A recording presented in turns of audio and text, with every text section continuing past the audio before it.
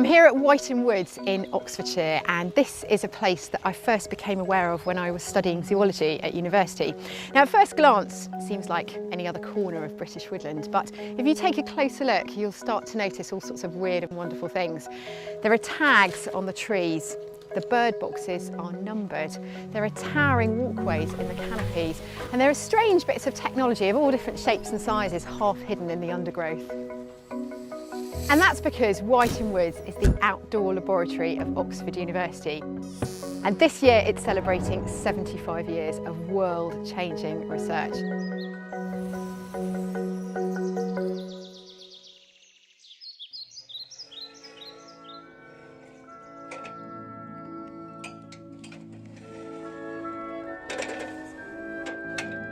It may be bright and sunny right now, but the animal I'm about to meet is fast asleep.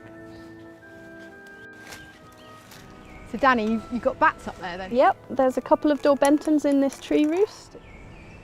The fact that they use the bird boxes is really great opportunity here with thousands of boxes to follow the bats, who's in a roost from one day to the next, how they move and who they share boxes with from day to day. So that's several hundred individuals every year that live here, and they're here from May to September. And is it unusual you being here during the day? Is most of your work done here late at night? No, I'm a daytime bat worker. Oh, Other bat workers will laugh at me for being a daytime bat worker. So I study them. I am the BFG of bats. I get them out of bed and put them back to bed.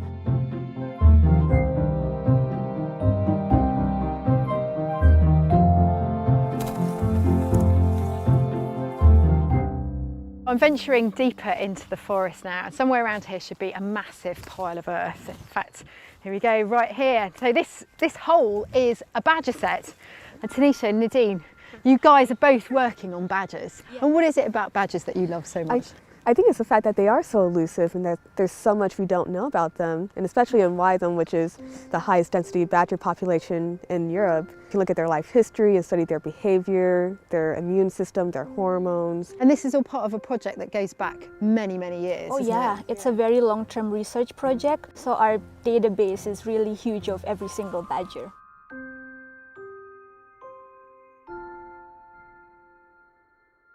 All those studies feed into each other. So if you understand about bats and badgers, it teaches you something about food sources and predators.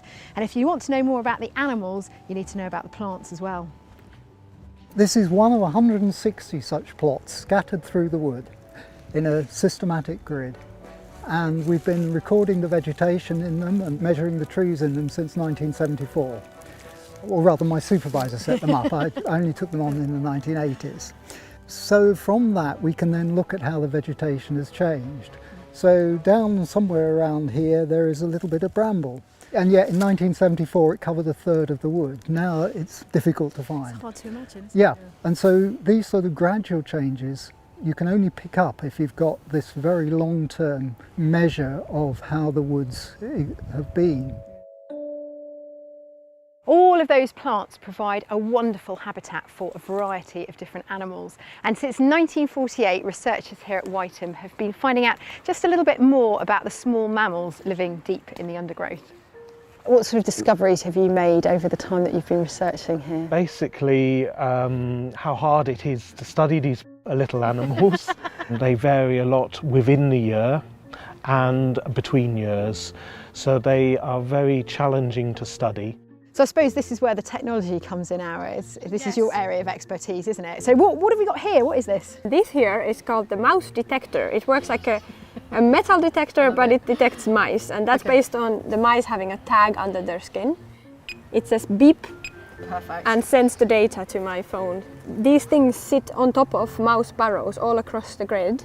Okay. Basically like Big Brother watching. And every time a mouse goes in or out of their burrow, this thing reads their tag number yet again. So then we get an idea who is living with whom to build up social networks. Incredible. And who knows what you'll be doing in the future? Yeah, probably like robotic mice or something.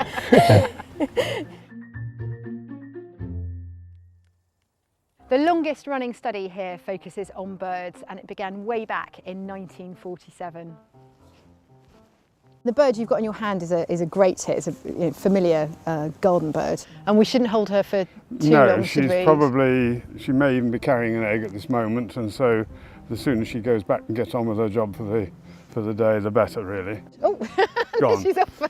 That's what she thinks of us. Fantastic. I always feel very nervous when you've got one of those in the hand. But can you talk to me a little bit about the bird research that's been going on here? I mean, it's world famous, isn't it? Well, we like to think so, yes.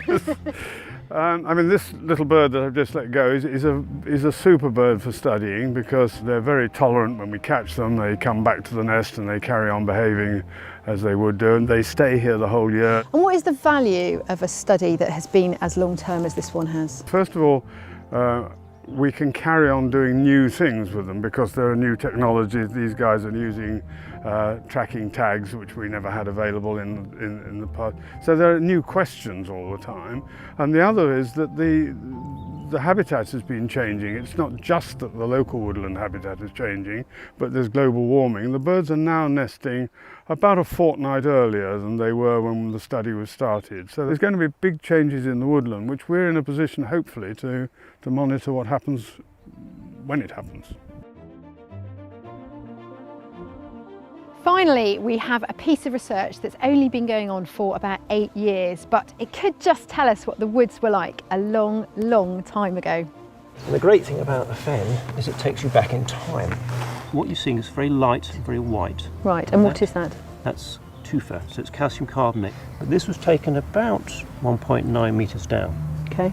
So that's probably 7,000 to 8,000 years old. Wow. And you are the first person to have seen that. If I break it open, yeah, there's a lot of preservation that goes on. Things like pollen and snail shells. Look, there's. Oh yeah?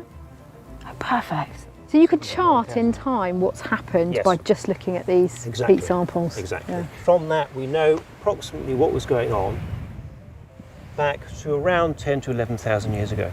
So the fen at Wytham is a historical archive. Research around Wytham is very recent, but none of it really knows what's happened in the past. And with lots of other data, if we put it all together, we should be able to predict approximately what would happen in the future.